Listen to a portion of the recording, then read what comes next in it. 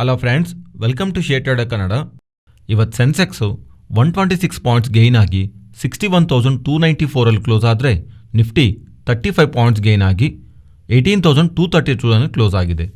Virus bank Nifty 222 points gain ಆಗಿ 43,425 close ಆಗಿದೆ. ಇವತ್ತು ಎಫ್ಐಸು ಇಂಡಿಯನ್ ಇಕ್ವಿಟಿ ಮಾರ್ಕೆಟಲ್ಲಿ 628 ಕ್ರೋರ್ಸ್ ಸೆಲ್ ಮಾಡಿದ್ರೆ ಡಿಐಸು 350 ಕ್ರೋರ್ಸ್ ಬೈ ಮಾಡಿದ್ದಾರೆ. ಇವತ್ತಿನ ಮಾರ್ಕೆಟ್ ಒಂದು price activity. Opening market open ಆಗಿದ ತಕ್ಷಣನೇ ಅದಾದಮೇಲೆ ಬುಲ್ಸ್ ಫೈಟ್ ಮಾಡಿ ಟಾಪ್ ಸೈಡ್ಗೆ ಮಾರ್ಕೆಟ್ನ ತಗೊಂಡು ಬಂದಿದ್ದಾರೆ. ಆ್ಯಂಡ್ ಸೆಕೆಂಡ್ ಹಾಫಲ್ಲೂ ಬರ್ತಿರೋಂಥ ಡಿಪ್ನು ಬುಲ್ ಸಕ್ಸಸ್ಫುಲ್ ಆಗಿ ಫೈಟ್ ಮಾಡ್ತಾ ಮಾರ್ಕೆಟ್ನ ಹೆಚ್ಚು ಕಡಿಮೆ ಡೇ ಹೈನಲ್ಲೇ ಎಂಡ್ ಮಾಡೋದಕ್ಕೆ ಪ್ರಯತ್ನ ಮಾಡಿದ್ದಾರೆ. ನಿಫ್ಟಿ ಅಂತೂ ಹೆಚ್ಚು ಕಡಿಮೆ ಪ್ರೀವಿಯಸ್ ಆಗಿ ಯಾವ ರೆಸಿಸ್ಟೆಂಟ್ ಆದರೆ ಮಾರ್ಕೆಟ್ನ ಸ್ಟಾಪ್ ಮಾಡ್ತಿದೆ ಅಲ್ವಾ 18,240 ಅದೇ ಲೆವೆಲ್ ಹತ್ರ ಪ್ರೀವಿಯಸ್ಲಿ ಡಿಸೆಂಬರ್ 30 ನಮ್ಗೆ ಅಲ್ಲೇ ರಿಜೆಕ್ಷನ್ ಕಾಣಿಸಿದೆ ಇಂಟ್ರಾಡೇನಲ್ಲಿ. ಓಪನಿಂಗ್ ಟೈಮಲ್ಲೂ ನೆಕ್ಸ್ಟ್ ಅದೇ ಜಾಗದಲ್ಲೇ ಇವತ್ತೂ ಸೇಮ್ ಲೆವೆಲ್ ಹತ್ರನೇ ಇಂಟ್ರಾಡೇನಲ್ಲಿ ಆ್ಯಂಡ್ ಕ್ಲೋಸಿಂಗ್ ಪಾಯಿಂಟಲ್ಲಿ ಬರ್ತಿರೋಂಥ ರ್ಯಾಲಿನಲ್ಲೂ ಸೇಮ್ ಆ ಲೆವೆಲ್ ಹತ್ರನೇ ರೆಸಿಸ್ಟೆಂಟ್ ಅಂತೂ ಕಾಣಿಸಿದೆ. ಹಾಗೆ ಬ್ಯಾಂಕ್ ನಿಫ್ಟಿನಲ್ಲೂ ಡಿಸೆಂಬರ್ 30 ಯಾವ ಲೆವೆಲ್ ಹತ್ರ ಆದರೆ ಮಾರ್ಕೆಟ್ ರಿಜೆಕ್ಟ್ ಆಗಿದೆ ಅಲ್ವಾ, ಆ ಸೇಮ್ ಲೆವೆಲ್ ಹತ್ರ ಇವತ್ತೂ ಮಾರ್ನಿಂಗ್ ಆ್ಯಂಡ್ ಈವನ್ ಕ್ಲೋಸಿಂಗ್ ಟೈಮಲ್ಲೂ ಅದೇ ಜಾಗದಲ್ಲಿ ರೆಸಿಸ್ಟೆಂಟ್ ಅಂತೂ ಎವಾಲ್ವ್ ಆಗಿದೆ. ಆ್ಯಂಡ್ ಫ್ರೆಂಡ್ಸ್, ನಿನ್ನೆ ವಿಡಿಯೋದಲ್ಲಿ ನಾವು ಮೆನ್ಷನ್ ಮಾಡ್ದಂಗೆ ನಿನ್ನೆ ನಮಗೆ US markets and most of the Asian markets ಕ್ಲೋಸಲ್ಲೇ ಇತ್ತು. ಅದರಿಂದ ದೊಡ್ಡ ಇಂಪ್ಯಾಕ್ಟಲ್ಲಿ ಮಾರ್ಕೆಟಲ್ಲಿ ಕಾಣಿಸಿಲ್ಲ. ಆ್ಯಂಡ್ ಅಪ್ಕಮಿಂಗ್ ಟೈಮ್ಸಲ್ಲಿರುವಂಥ ಇವೆಂಟ್ಸ್ ನಾನು ಈ ವಿಡಿಯೋದಲ್ಲಿ ಮಾತಾಡ್ತೀನಿ. US FOMC minutes meeting update ಬರುತ್ತೆ ಆ್ಯಂಡ್ US ಪೇರೋಲ್ಸ್ ಡೇಟಾನೂ ಅಪ್ಡೇಟ್ ಆಗುತ್ತೆ. ಇದು ನೆಕ್ಸ್ಟ್ ಕಮಿಂಗ್ ಡೇಸ್ನಲ್ಲಿ ನಾವು ಟ್ರ್ಯಾಕ್ ಮಾಡಬೇಕಾಗಿರೋಂಥ ಡೇಟಾ ಪಾಯಿಂಟ್ಸ್. ಸೊ ಡೇಟ್ಸ್ ಅಂತೂ ಆ್ಯಂಡ್ ಯಾವ ಡೇಟ್ಸಲ್ಲೂ ಎವಾಲ್ವ್ ಆಗುತ್ತೆ ನಾವು ನೋಡಿದ್ರೆ January 4 ನಮಗೆ night FOMC minutes meeting update ಇರುತ್ತೆ.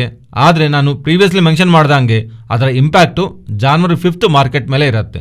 ಆ್ಯಂಡ್ ಅದಾದಮೇಲೆ ಜಾಬ್ಲೆಸ್ ಕ್ಲೈಂಟ್ಸ್ ಡೇಟಾ ನಮಗೆ January 5 ಅಪ್ಡೇಟ್ ಆಗುತ್ತೆ.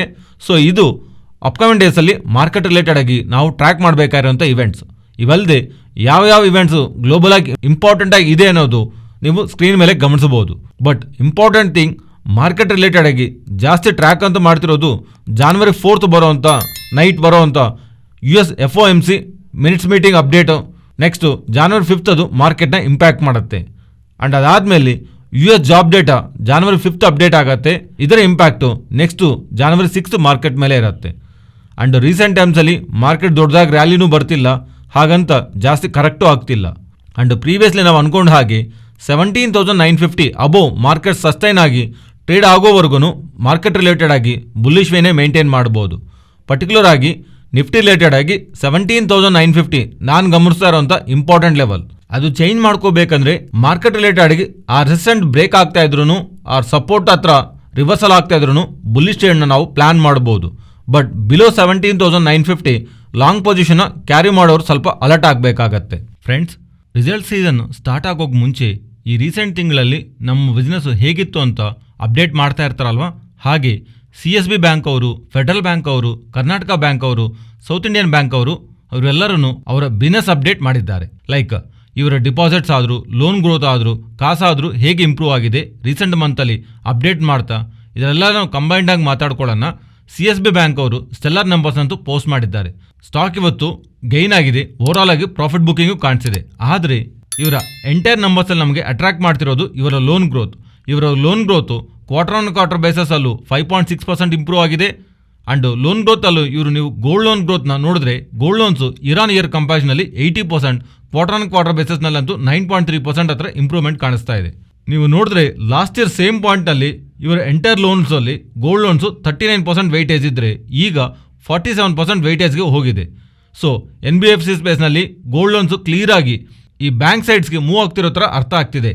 ಸೊ ಕ್ಲಿಯರ್ ಆಗಿ NBFC ಸ್ಪೇಸ್ನಲ್ಲಿ ಈ ಮುತ್ತೂಟ್ ಫೈನಾನ್ಸ್ ಆದರೂ, ಮನಾಪುರಂ ಫೈನಾನ್ಸ್ನಾದರೂ ಗೋಲ್ಡ್ ಲೋನ್ಸ್ ರಿಲೇಟೆಡ್ಗೆ ಗ್ರಿಪ್ನಂತೂ ಸ್ವಲ್ಪವರೆಗೂ ಬ್ಯಾಂಕ್ಸ್ಗೆ ಮೂವ್ ಆಗ್ತಿರೋ ಥರ ನಮ್ಗೆ ಅರ್ಥ ಆಗ್ತಿದೆ.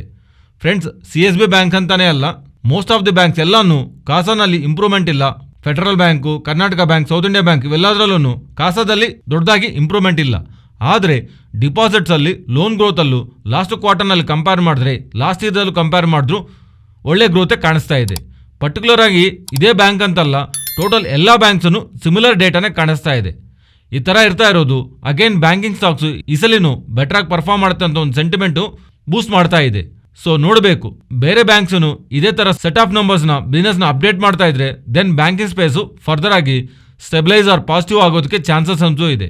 ಸೊ ಸೊ ಇಲ್ಲಿವರೆಗೂ ಅಂತೂ ಈ 4 ಬ್ಯಾಂಕ್ಸ್ ಇವೆಲ್ಲಾನು ಬೆಟರ್ ನಂಬರ್ಸ್ನೇ ಡೆಲಿವರಿ ಮಾಡಿವೆ. ನೆಕ್ಸ್ಟು LIC ಬಗ್ಗೆ ಮಾತಾಡ್ಕೊಳ್ಳೋಣ. LIC IPO ಆಗಿ ಲಿಸ್ಟ್ ಆಗಿರೋ ಪಾಯಿಂಟಿಂದ ಇನ್ವೆಸ್ಟರ್ಸ್ನ ಡಿಸಪಾಯಿಂಟ್ ಮಾಡ್ತಾನೆ ಬಂದಿದೆ ಅಲ್ವಾ. ಆದರೆ ನೀವು ಗಮನಿಸಿದ್ರೆ ಲಿಸ್ಟ್ ಆಗಿರೋ ಪಾಯಿಂಟಿಂದನೂ ಇವನ್ ಕರೆಕ್ಟ್ ಆಗ್ತಿರೋ ಪ್ರತಿ ಸ್ಟೇಜಲ್ಲೂ most of the broking and rating firms ಎಲ್ಲರೂ ಹೇಳ್ತಾ ಬಂದಿರೋದು ಇವರ ವ್ಯಾಲ್ಯೂ ಆಫ್ ನ್ಯೂ ಬಿಸ್ನೆಸ್.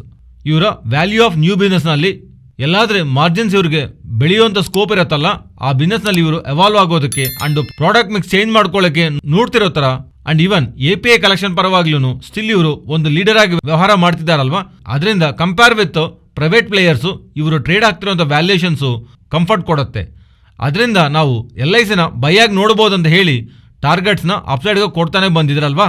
ಅವರು ಆ ಥರ ಕೊಡ್ತಿದ್ರು ಸ್ಟಾಕು 580 ಲೆವೆಲ್ಸ್ವರೆಗೂ ಫಾಲ್ ಆಗಿ ರೀಸೆಂಟ್ ಟೈಮ್ಸಲ್ಲಿ ಆಲ್ಮೋಸ್ಟ್ 25% ರಿಕವರಿ ಆಗ್ತಾ ಪ್ರೆಸೆಂಟು 730 ಹತ್ರ ಟ್ರೇಡ್ ಆಗ್ತಿದೆ.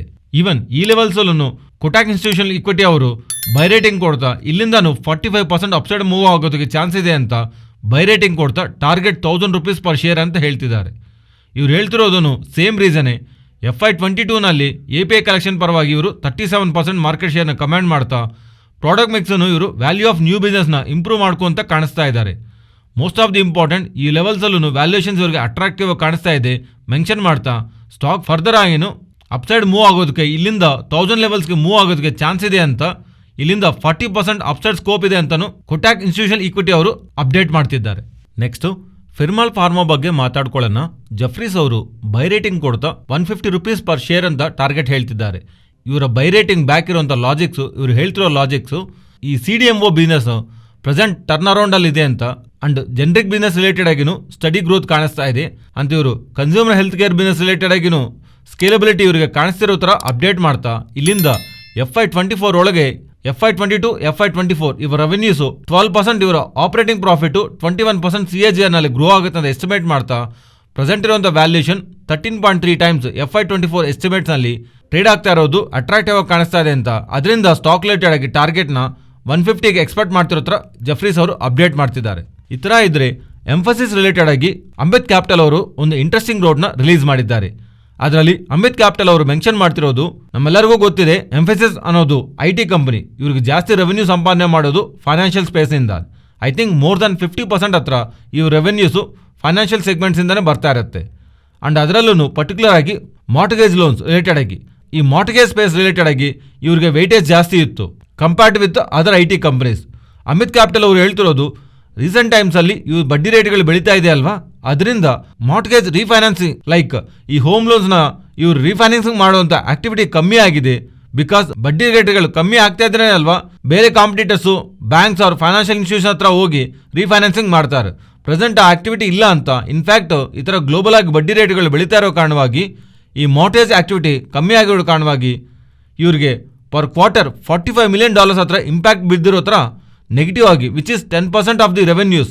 ಆ್ಯಂಡ್ ಇನ್ಫ್ಯಾಕ್ಟ್ ಇದರ ಜೊತೆಗೆ ಇವರು ಕ್ವಾರ್ಟರ್ಲಿ ನಂಬರ್ಸನ್ನು Q3 ನಂಬರ್ಸಲ್ಲೂ ಇದು ಕಾಣಿಸೋದಕ್ಕೆ ಚಾನ್ಸ್ ಇದೆ ಅಂತಲೂ ಇವರು ಮೆನ್ಷನ್ ಮಾಡ್ತಾ ಅದ್ರ ಜೊತೆಗೆ ಇನ್ನೊಂದು ಪಾಯಿಂಟ್ನ ಮೆನ್ಷನ್ ಮಾಡಿದ್ದಾರೆ. ಆಲ್ರೆಡಿ ಈ ಮಾರ್ಟ್ಗೇಜ್ ಫೈನಾನ್ಷಿಯಲ್ ಸೆಗ್ಮೆಂಟ್ನಲ್ಲಿ ರೀಫೈನಾನ್ಸಿಂಗ್ ಆಕ್ಟಿವಿಟಿ ಬಡ್ಡಿ ರೇಟ್ಗಳು ಬೆಳೆದಿರೋ ಕಾರಣವಾಗಿ ಕಮ್ಮಿ ಆಗಿದೆ ಅಲ್ವಾ. ಆ್ಯಂಡ್ ಪ್ರೆಸೆಂಟ್ ಇರುವಂಥ ಎಸ್ಟಿಮೇಟ್ಸ್ ಪ್ರಕಾರ ನೆಕ್ಸ್ಟ್ 8 ಕ್ವಾರ್ಟರ್ಸಲ್ಲಿ ಇಲ್ಲಿಂದ ನೆಕ್ಸ್ಟ್ 1 to 2 ಇಯರ್ಸ್ನಲ್ಲಿ ಈ ಟೋಟಲ್ ಎಲ್ಲ ಆಕ್ಟಿವಿಟಿ ಎಲ್ಲನೂ ಟರ್ನ್ ಅರೌಂಡ್ ಆಗೋದಕ್ಕೆ ಚಾನ್ಸ್ ಇದೆ ಅಂತ ಇವರಿಗೆ ಇಂಡಿಕೇಶನ್ಸ್ ಕಾಣಿಸ್ತಿರೋ ಥರ. ಅದರಿಂದ ಇಲ್ಲಿಂದ ಫರ್ದರ್ ಆಗಿರೋಂಥ ಪೇಯ್ನ್ ಇವ್ರು ರಿಲೇಟೆಡ್ ಆಗಿ ನಂಬರ್ಸಲ್ಲಿ ಕಾಣಿಸ್ತಾ ಇದ್ರು ನೆಗೆಟಿವ್ನ ಆಪರ್ಚುನಿಟಿ ಆಗಿ ನೋಡ್ಕೊಂತ ಸ್ಟಾಕ್ನ ಅಕ್ಯುಮುಲೇಟ್ ಮಾಡೋದಕ್ಕೆ ಒಂದು ಬೆಟರ್ ಥಿಂಗ್ ಅಂತ. ಬಿಕಾಸ್ ಈ ಸೇಮ್ ಸೆಗ್ಮೆಂಟಿಗೆ ಸಂಬಂಧಿಸಿರುವ ಬೇರೆ ಕಂಪನೀಸು ಲೈಕ್ ಕೋಫೋರ್ಸ್ ಆದರೂ LT ಆದರೂ ಮೈಂಟ್ರಿ ಆದರೂ ಅವ್ರ ಜೊತೆ ಕಂಪೇರ್ ಮಾಡಿದ್ರೆ ಈ ಕಂಪನಿ 22% ಜಾಸ್ತಿ ಡಿಸ್ಕೌಂಟಲ್ಲಿರೋ ಥರ. ಬಿಕಾಸ್ ಪ್ರೆಸೆಂಟು ಈ ಕಂಪನಿ ಟ್ರೇಡ್ ಆಗ್ತಿರೋವಂಥ 18.8 FY24 ಪ್ರೈಸ್ ಟು ಅರ್ನಿಂಗ್ ಎಸ್ಟಿಮೇಟ್ಸಲ್ಲಿ ನೋಡಿದಾಗ ನಮಗೆ ಡಿಸ್ಕೌಂಟಲ್ಲಿ ಕಾಣಿಸುತ್ತೆ.